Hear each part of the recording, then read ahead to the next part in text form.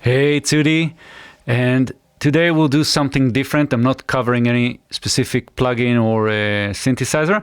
We'll try and get creative with scales. So I've been asked about this a couple of times, and I think I'll show you some some kind of a method that I use to get ideas going. And basically, it is it is well known. It's not something special, but maybe it's new to you. So stick around. The idea will be to take a specific scale and use it as our spinal cord, as our the center of our creation. And this is pretty simple, even if you don't know anything about music theory. And many people don't know a lot of music theory, and that can get them very limited. And I do suggest that you take the time and learn a little, even some, even few ideas will get you going, and will give you the tools that you need to get creative. So here is just kind of a taste of music theory, and again, you don't need to know anything. And the idea is based on just improvising or using a specific scale. Now, I chose C minor, and I chose it just because I like it, and I'm playing with it recently, and I like the vibe that it sends. But you can select whatever scale you want, and if you don't know anything about scales, that's fine. The the information is out there. All you need to do is just reach out, and it's yours. So let's get going with getting creative with scales, and get to know the idea here. Now, before I begin, if you like this video, if you like other videos, if you like the channel, please subscribe. And if you have any comments, any questions, or anything at all, leave them below this video. And you can find me in Facebook, and I'll put the links in the description. Right. So scales. What I suggest is for this particular example, you go and find just C minor chords or scales or whatever. And you'll see that there's a lot of information. You just select whatever, and you see these are the chords of the C minor scale, and here are the notes. And the idea is to get yourself familiar with that particular scale, whatever it is. And again, this is C minor, but you can use, I don't know, C major for all I care. Right? Doesn't really matter. And if we're back into our session here, let's have a quick look at C minor in Cubase. So this is the scale, and these are the notes, right?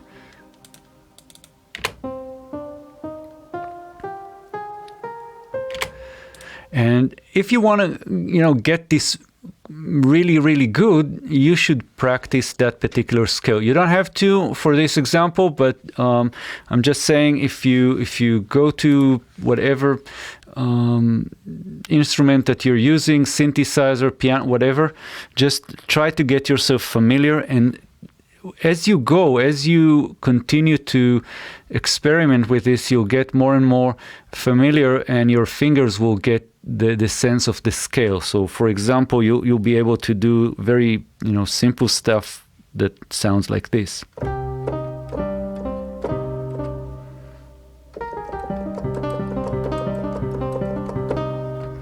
Right? So that's the idea. If you get yourself familiar, but again, for the time being, it's not necessary for you to be a pianist or anything. You can draw, you can edit the notes in your DAW. It doesn't have to be Cubase, of course, by the way. And I'm using Pigments, and Pigments is a very, very interesting synthesizer by Arturia, and I have a complete course on it in my channel, so check it out. I'm not going to teach anything here. I'm just using it as my piano because it has a sampler, and I don't know, I like that patch. But now that we have our scale here, we can do all kinds of things. First of all, if we are just drawing stuff, we can do just manually play with the notes and the spaces in between the notes. That would make music. So if I just take these two bars, sorry, that one bar, and I can go on and on. I can say, okay, let's have also a very quick note here.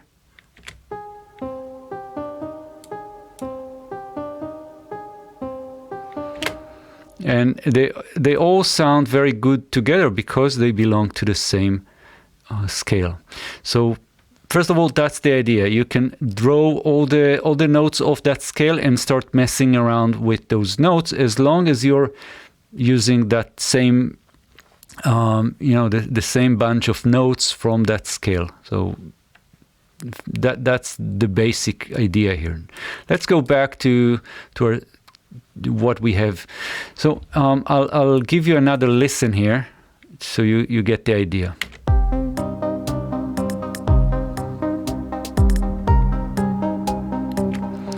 And what I've done here is, let's get the drums out of the way. I created again some bass line, which is very simple, and it uses the same notes from that same scale. And I initially what I did was the C, G.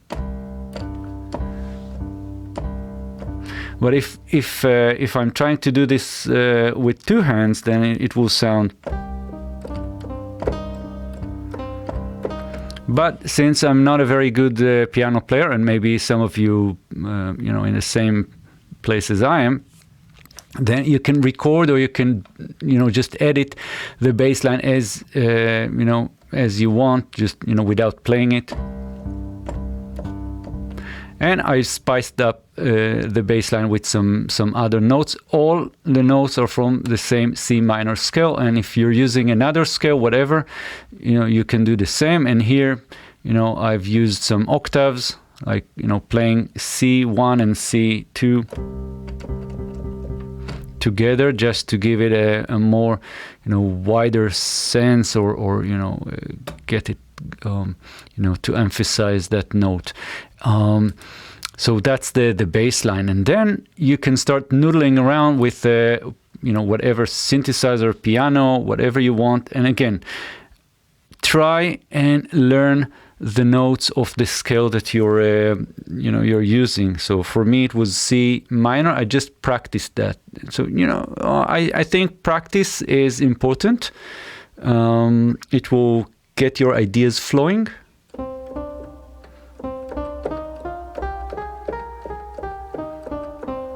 Now, if you get yourself familiar with the scales that you chose, you can start messing around with the all kinds of small patterns that you can use later. So, for example, you can practice something like this. Just I don't know. I'm just improvising. So this is a very, very basic, small idea, but you can then use it somewhere in your in your creation.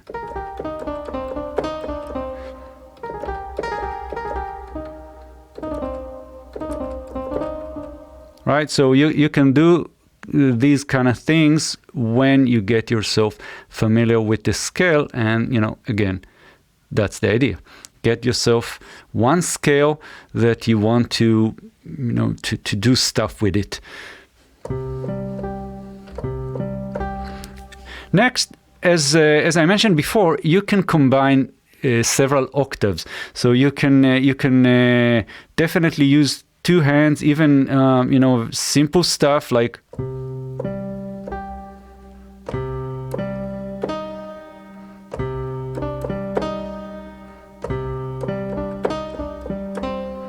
Right, very, very simple. I'm not trying to get fancy here. I'm not a piano player. And then you can go on and on. You can...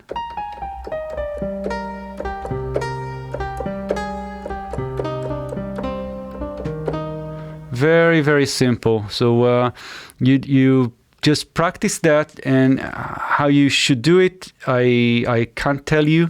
I mean, it's not a piano lesson, but to get started, just go through the notes. And try and do them as a complete scale, or as just bunch of notes together. So you can do this.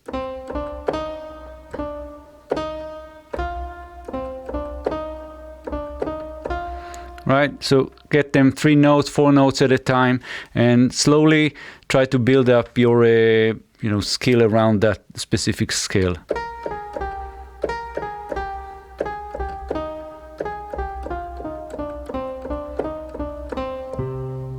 And again, combine more octaves. That will give you much wider range of improvisation and creation.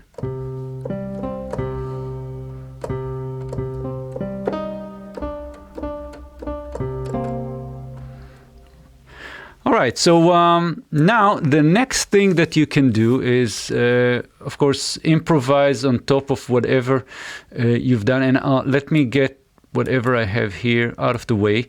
And I have my bass line, and I'll just keep the basic one. This is what I have, very simple, and we'll use that.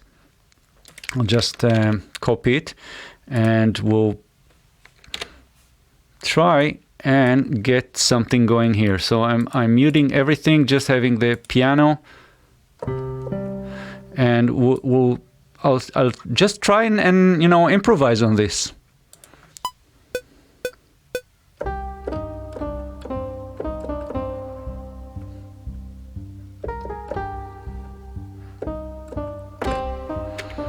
All right, I even got it wrong a little bit. Doesn't matter. Now you can just quantize, mess around with whatever you have. You see this note is not on the right place. Get it fixed. Get these are of course, if you want to humanize stuff, you can leave it as it is. You don't have to be mechanical about it. You can leave things as they are, just to give it a sense of of reality. And I can play with that in this way, and let's hear what we have.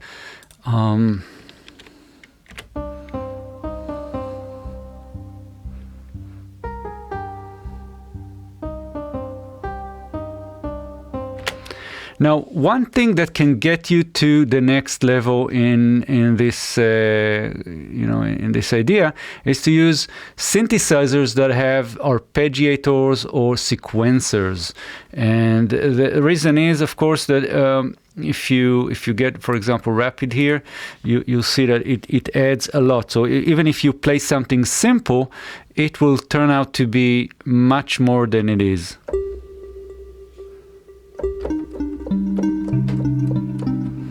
All right, so that's what I have here. So in the second part, so let's listen to this.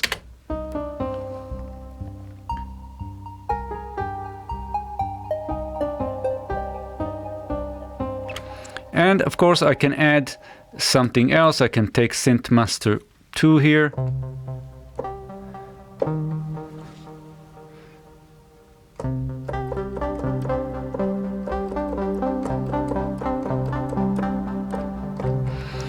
And I'm using only the notes from the C minor scale. Nothing, that it doesn't belong to that scale, doesn't belong to the bunch of notes that I've selected. Very, very simple. And let me play that.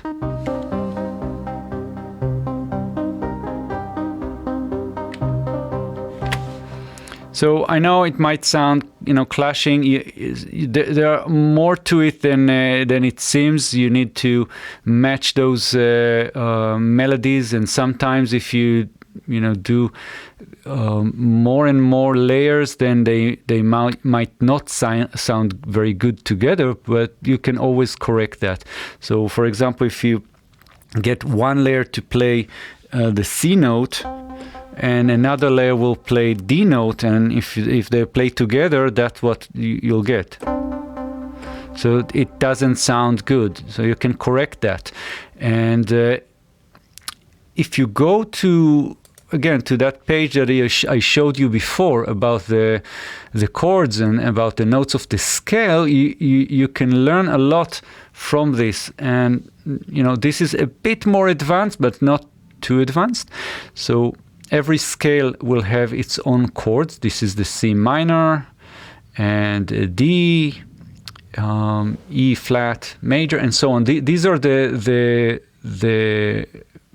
chords that completes this scale, and this will show you, this will give you a good idea of what notes go together. So if you have C, E flat, and G, so they will go together. So if you have two layers and one layer will play C and another layer will play the G at the same time, you're good to go. If you have G and E flat, then you're good to go. If you have F and A flat, you're good to go. So these are the combinations that will get you, in the right place. Again, I'm very, very simplifying the music theory here, and I'm doing it on purpose. I might be doing some wrong here in terms of how things work, but that's the idea. I'm trying to get you going and get you creative with the very, very simple tools that everyone can find in the internet, right? So it's very simple.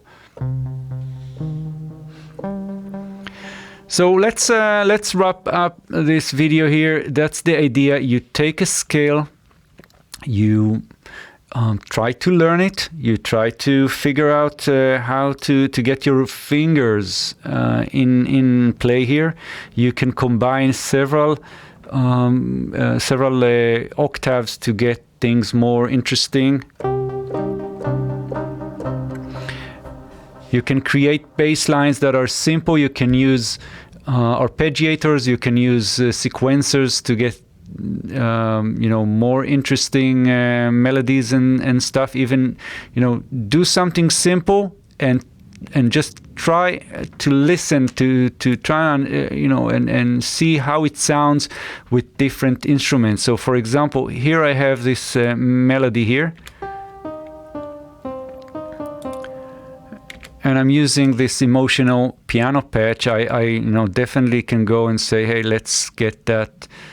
I don't know what. Let's see.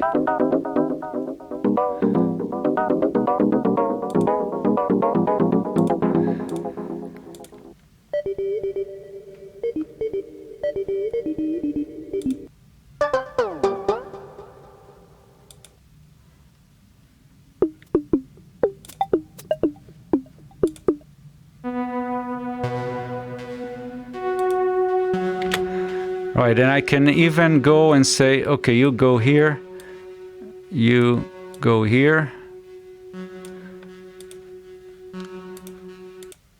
and let's use a completely different tool.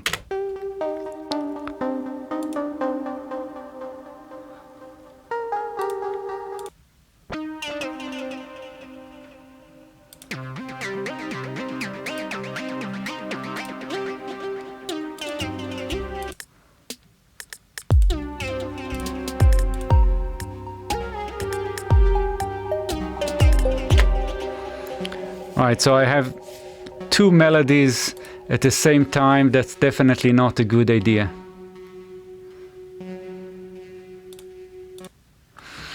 Right, so as I said, wrapping up took a little bit time, but now we're done. So if you like this video, if you like the channel, please subscribe and leave comments if you have any questions. Thank you very much, and I'll see you in the next video. Bye-bye.